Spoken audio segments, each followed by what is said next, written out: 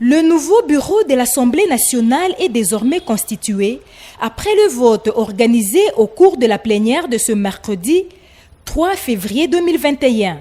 Christophe Mbosso-Nkodia est élu président du bureau définitif de la Chambre basse avec 389 voix sur 486 votants. Il sera secondé par 2 vice-présidents, dont Jean-Marc Kabound au poste du premier vice-président avec 365 voix et Vital Banioué-Cizé comme deuxième vice-président avec 367 voix. Lembi Lubula Joseph a été élu rapporteur de l'Assemblée nationale avec 373 voix. De son côté, Angèle Tabou Makoussi a arraché le poste de questeur de l'Assemblée nationale avec 388 voix.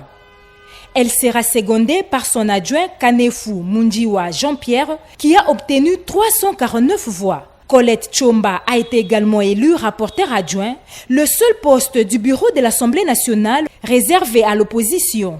Pour cette deuxième élection du bureau définitif de l'Assemblée nationale, durant la 3e législature en République démocratique du Congo, toutes les dispositions sont prises pour le bon déroulement du vote, supervisé par les scrutateurs. Une procédure qui ne convainc pas tous les députés nationaux, à l'image de Fabrice Bandenonga, dont la candidature à la présidence de l'Assemblée nationale a été rejetée. Et donc nous subissons, on subit. Il n'est pas question d'accepter, il est question de subir. Et par élégance démocratique, nous sommes venus assister au vote et nous avons voté au candidat que nous avons estimé qui peut nous aider. Une version repoussée par Grégoire Kiro. L'élu de Béni vient de voter pour le ticket de l'Union sacrée qui pourra, selon lui, contribuer au rétablissement de la paix dans l'est du pays. L'ancien bureau de l'Assemblée nationale nous avait vraiment bloqué le bon fonctionnement de l'institution et maintenant que nous sommes redevenus en phase avec la population, en tout cas nous pensons que les choses sérieuses vont commencer et qu'elles vont bien se passer. Ce qui compte pour la population de Béni, c'est le retour de la paix, parce qu'on massacre des gens tous les jours là-bas.